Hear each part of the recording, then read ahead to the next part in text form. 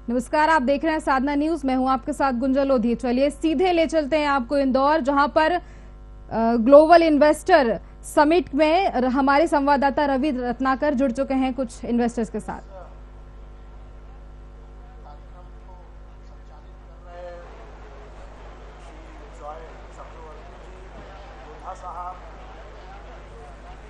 जी रवि, बताइए क्या स्थिति है।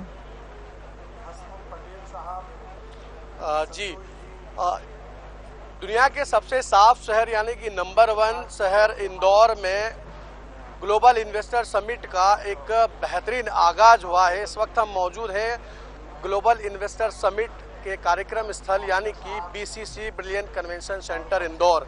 और ब्रिलियंट कन्वेंशन सेंटर में इस कार्यक्रम का बेहतरीन आगाज हुआ है। कुछ इन्वेस्टर मेरे साथ यहाँ पे डेलीगेट्स मौजूद हैं।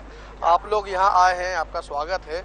क्या लगता है इस इन्वेस्टर समिट के बाद मध्य प्रदेश में किस तरह से इन्वेस्टमेंट देखने को आएगा? आप लोग कहाँ से आए हैं और आपकी क्या रुचि है? सबसे पहले तो आज इन्वेस्ट मध्य प्रदेश 2023 ये जो ग्लोबल इन्वेस्टर समिट मुख्यमंत्री श्री शिवराज सिंह जी चौहान के नेतृत्व में हो रहा है, ये अपने आप में एक अनोखा प्रयोग है। और इसके तहत हम मुंबई से आए हैं। हमारी कंपनी है मीरा क्लीन फ्यूल्स लिमिटेड, जो बायो सीएनजी और बायो कोल के प्रोजेक्ट्स लगा रही है। हमारा जो निवेश है, पहले फेज में 15 बायो सीएनजी के और बायो कोल के प्रोजेक्ट, टोटल 900 करोड़ का हम इन्वेस्टमेंट कर रहे हैं।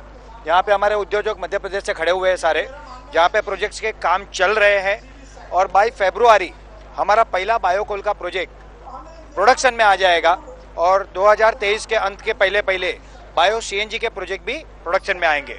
हमारी सबसे बड़ी विशेषता ये है कि ये जो प्रोजेक्ट है, इसका जो रॉ मटेरियल है वो है नेपियर ग्रास, और ये रॉ मटेरियल किसान देंगे। कोई भी इंडस्ट्री लगे उससे किसान को डायरेक्ट फायदा अगर हो तो सोने पे सुहागा होता है। और हमारी इंडस्ट्री बायोफ्यूल में, क्योंकि रॉ मटेरियल किसानों के खेतों में उगेगा, इसके कारण जो प्रधानमंत्री जी का सपना है किसानों की आय को 2023 तक दुगना करना, वो भी इसी से सिद्ध होगा, क्योंकि 1 लाख से 2 लाख पर एकड़ किसानों को इनकम होगी। तो ये अपने आप में एक यूनिक प्रोजेक्ट है जिसकी हमने ऑलरेडी शुरुआत कर दी है। आपने कितने सेशन अंदर अटेंड किए? आपको क्या लगा सेशन अटेंड करने के बाद? सबसे पहले तो जो इनॉग्रेशन सेशन था आज, वो हमने अटेंड किया, जहाँ पे मुख्यमंत्री जी ने अपनी बात रखी। जो हमारे पीयूष गोयल सर है, उन्होंने अपनी बात रखी। प्रधानमंत्री जी ने मैसेज दिया। उसके अलावा बड़े बड़े इंडस्ट्रियलिस्ट आए थे, उन्होंने अपना मैसेज दिया। सब लोगों का एक ही कहना था कि Madhya Pradesh is one of the best destination for investment as well as work, दोनों के एंगल से। उसके बाद में हम बायो एनर्जी से हम जुड़े हुए हैं, हमारी इंडस्ट्री वो है, हम उसमें थे। मगर इसमें एक चीज़ हमने देखी कि मध्य प्रदेश में एनर्जी के ऊपर बहुत फोकस है, उत्तर प्रदेश में फ्यूल के ऊपर बहुत फोकस है। एक मैं आपको बताना चाहूँगा बात कि बायो एनर्जी बायोफ्यूल से बन सकती है, मगर बायोफ्यूल बायो एनर्जी से नहीं बन सकता। तो बायोफ्यूल इंडस्ट्री ये ज़्यादा इम्पोर्टेंट है बायो एनर्जी से ज़्यादा, और ये हमारे करंट फॉसिल फ्यूल को रिप्लेस कर सकती है। इसके कारण जो हमारे पेरिस एग्रीमेंट के जो हमारे टर्म्स है, भारत सरकार के कमिटमेंट है ग्लोबल वार्मिंग के, वो सॉल्व हो सकते हैं।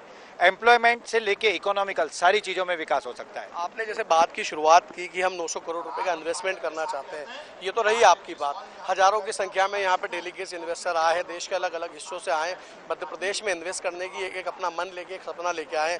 आपको क्या लगता है इस पूरे कार्यक्रम में कितना इन्वेस्ट जो है होगा, और क्या अंदाजा लगता है आपको कि कहाँ तक का इन्वेस्टमेंट यहाँ देखने को मिलेगा? इंडस्ट्री मिनिस्टर ने जब अपना समापन भाषण किया, उन्होंने बताया कि 500 से अधिक उद्योजकों का फैक्ट्रियों के लिए और बाकी चीज़ों के लिए उनको आवेदन मिला है। अभी सबके कितने थे वो तो मुझे अंदाजा नहीं है, मगर अगर छोटे बड़े भी मिलाए तो मेरा मानना है कि 50,000 करोड़ से 1 लाख करोड़ का निवेश तो आराम से होना चाहिए। और ये अपने आप में एक बहुत बड़ा अचीवमेंट होगा। मध्य प्रदेश के युवाओं को रोजगार मिलेगा, यहाँ पे विकास होगा और सब तरह से मध्य प्रदेश फूलेगा फलेगा। तो ये कार्तिक जी जो है, कार्तिक जी का खुद 900 करोड़ रुपए का इन्वेस्टमेंट करना चाहते हैं, और एक अंदाजा है कि 50,000 करोड़ जो है उतना इन्वेस्टमेंट जो है यहाँ पे आना है। और भी डेलीगेट्स मेरे साथ जुड़े, आपसे बात करेंगे। आप कहाँ से आए? मैं खालवा तहसील से हूँ, खंडवा डिस्ट्रिक्ट से। जी जी। तो किस सेक्टर में आप काम करते हैं, यहाँ पे आए हैं, क्या अब आगे की प्लानिंग है? हम लोग बायो एनर्जी में ही वर्क कर रहे हैं, बायो सीएनजी मैन्युफैक्चरिंग की फैक्ट्रीज लगा रहे हैं। तो सर ने जैसे बताया कि हम लोग एमकोल में भी वर्क कर रहे हैं और आने वाली 26 जनवरी को हमारा प्रोजेक्ट भी स्टार्ट हो जाएगा एमकोल का खालवा तो बायो एनर्जी और एमकोल को लेकर इन्वेस्टमेंट की बात जो है आपने की है, आप बताइए कि आप इस कार्यक्रम में आए हैं, ग्लोबल इन्वेस्टर समिट में आपने पार्टिसिपेट किया है, क्या आगे की रूपरेखा रहेगी? जी, सबसे पहले मैं धन्यवाद देना चाहूँगा मध्य प्रदेश सरकार को, माननीय मुख्यमंत्री जी को, जिन्होंने ये इतना बड़ा प्लेटफॉर्म और इतनी सारी सुविधाएं इन्वेस्टर्स को दी है, ताकि हम भी मध्य प्रदेश के इन्वेस्टर्स हैं जो जॉइंट वेंचर में मीरा क्लीनफील्ड लिमिटेड, जो हमारी मुंबई बेस्ड कंपनी है, उसके साथ जुड़ कर के हम बायो सीएनजी और बायो फर्टिलाइज़र और बायो कोल का हम प्लांट लगा रहे हैं। इसमें हमारे देश के, हमारे मध्य प्रदेश के किसानों का सबसे ज़्यादा फ़ायदा होने वाला है, क्योंकि हमारे जो फैक्ट्रीज में बायोफ्यूल बनेगा, वो उसका जो रॉ मटेरियल है वो हमारा अन्नदाता, हमारा किसान देने वाला है। जैसे कि हमारे माननीय प्रधानमंत्री जी का सपना है कि हमारा किसान ये केवल अन्नदाता न बनते हुए ऊर्जादाता बने, तो उसी को लेकर के हम काम कर रहे हैं। और मध्य प्रदेश में इसका बहुत बड़ा पोटेंशियल है और कम से कम हमारे किसान की इनकम मंथली 8 से 10 हज़ार रुपये पर मंथ इस प्रोजेक्ट के आने के बाद बढ़ जाएगी। तो ऊर्जा के सेक्टर में बात कर रहे हैं कि ऊर्जा का सेक्टर जब फलेगा फूलेगा तो कहीं ना कहीं किसान की, अन्नदाता की आय जो है वो बढ़ेगी। और भी कुछ लोग मेरे साथ मौजूद है, आप बताइए जी कि ग्लोबल इन्वेस्टर समिट के क्या परिणाम आगे देखने को मिलेंगे? मध्य प्रदेश के लिए ग्लोबल इन्वेस्टमेंट समिट का तो बहुत ही बढ़िया रिजल्ट आने वाले, क्योंकि अभी आज जब हम अटेंड कर रहे थे पूरा समिट, तब एक बात हमें वहाँ पे पता चली कि यहाँ पे जो एम्प्लॉयमेंट जनरेट करने जा रहे हैं वो सिर्फ एक महीने भर के लिए, एक साल के लिए जनरेट नहीं होना चाहिए, वो सस्टेनेबल होना चाहिए। वो बहुत महत्वपूर्ण है और जो निश्चितम लेवल तक वहाँ पे पहुँचना चाहिए। जो भी एम्प्लॉयमेंट जनरेट होगा तो उससे गांव के लोगों को और इनको सर को उन्नति मिलेगी, उनकी आय बढ़ेगी, तो ही अपने सोसाइटी का हम भला कर सकते। तो उस वजह से जो भी इन्वेस्टर यहाँ पे आए, जैसे आज हम ईंधन में काम कर रहे हैं, मैं आपके चैनल के द्वारा ये भी कहना चाहता हूँ कि एक फ्यूल इंडस्ट्री मतलब सिर्फ एक रिन्यूएबल एनर्जी मतलब सोलार या विंड ही नहीं होती, उसके अलावा भी अपने फ्यूल एनर्जी और इंडस्ट्री होती है। तो उनके बारे में भी बहुत सारे सोर्सेस है काम करने के, सोचने के, तो उसके बारे में भी बाकी के इन्वेस्टर ने सोचना चाहिए। Thank you. तो काफ़ी सारे अलग अलग प्लान्स हैं। एक और विजिटर मेरे साथ मौजूद है, आप बताइए, इन्वेस्टर समिट में पार्टिसिपेट किया है, किस तरह से देखते हैं इस कार्यक्रम? जी सर, इन्वेस्टर एक मिनट थोड़ा सा इधर आके सर, इन्वेस्टर समिट में पार्टिसिपेट करके मुझे बहुत ही ज़्यादा गौरवान्वित महसूस हो रहा है कि ये जो मोदी जी पूरे वर्ल्ड में कनेक्ट कर रहे हैं सारे नेशंस को, और इंडिया जिस तरीके से पार्टिसिपेट कर रहा है G20 में, तो मैं यहाँ पर एक टैगलाइन देने जाऊंगी, that means we are connecting the nations, let us connect the nations for the global empowerment.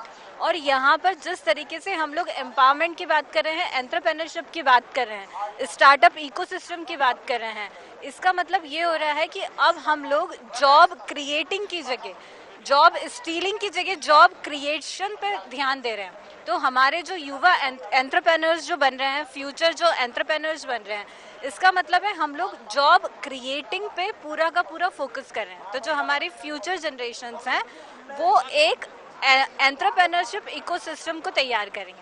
तो बहुत ही अच्छी बात कही है कि जिस तरह से जो है एंटरप्रेन्योरशिप को जो है एक इकोसिस्टम तैयार किया जा रहा है कि कहीं ना कहीं हम अपनी तरफ से नौकरी की जगह बिजनेस जो है डेवलप करेंगे और लोगों को रोजगार के नए अवसर देंगे।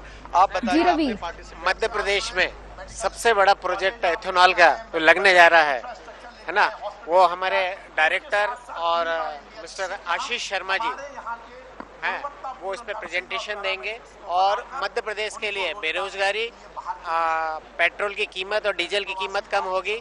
और एक बहुत बड़ा प्रोजेक्ट जो है मध्य प्रदेश, माई सेल्फ दीपक बनोरिया, समाधा विकास सुविधा ना। आशीष शर्मा जी, आप बताइए किस तरह से आगे इन चीज़ों में डेवलपमेंट देखेंगे?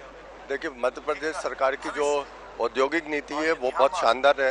मैं पिछले 6-8 महीने से इथेनॉल के प्रोजेक्ट की स्टडी करते हुए उस पर काम कर रहा था। तो बहुत तेजी से मतलब 92 बीघा करीब 60 एकड़ लैंड पर ये प्रोजेक्ट कुरवाई के लिए मैंने, क्योंकि बिना रिफाइनरी से कनेक्टिविटी होने के कारण बीना रिफाइनरी वहाँ पे पास में, तो इथेनॉल और ये पेट्रोकेमिकल में आपस में कुछ पाइपलाइन से निगोशिएशन होना है। तो यहाँ मैं आया तो मेरे को बीना रिफाइनरी से मेरा टाई अप हो गया, मैंने उनके नंबर ले लिए हैं। और है ना मध्य प्रदेश MPIDC का भी बहुत अच्छा कॉपरेशन है। पूरे पेपर्स जो मुझे चाहिए थे वो सब मुझे मिल गए हैं और बहुत जल्दी अपन जाके अब लैंड कैसे खरीदी करनी है और DPR कैसा बनना, वो मेरा पूरा सारे तैयार है। अब मुझे जल्दी से जल्दी 1600 करोड़ में करीब 80% हमारा फाइनेंस का भी अरेंजमेंट हो गया, तो सारी तैयारी है। बहुत जल्दी हम इसे विदिशा जिले में कुरवाई में इस प्रोजेक्ट को चालू करेंगे। बहुत ही अच्छी बात यहाँ पे देखने को मिल रही है कि मध्य प्रदेश की जो नीति है वो काफ़ी बढ़िया है और कहीं ना कहीं इसका लाभ जो है किसानों को और आम लोगों को देखने को मिलेगा। बड़ी संख्या में यहाँ पर जो है डेलीगेट्स आए हैं, इन्वेस्टर जो आए हैं और उन्होंने मध्य प्रदेश में इन्वेस्ट करने का जो है अपना यहाँ पर मन जाहिर किया, अपनी इच्छा जाहिर की है। और वाकई अब दूसरे दिन हमें देखना होगा कि मध्य प्रदेश में आखिर किस लिमिट में कितनी बड़ी संख्या में इन्वेस्टमेंट जो है इन्वेस्ट यहाँ पर होता हुआ नजर आएगा। फिलहाल इंदौर से कैमरा पर्सन अंकित शाह के साथ मैं रवि रत्नाकर, साधना न्यूज इंदौर।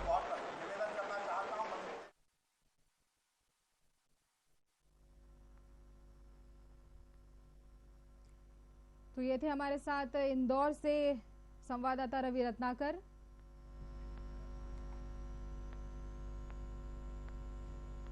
जहां पर उन्होंने इस समिट की जानकारी दी, साथ ही मिनिस्टर से हमारी बात कराई।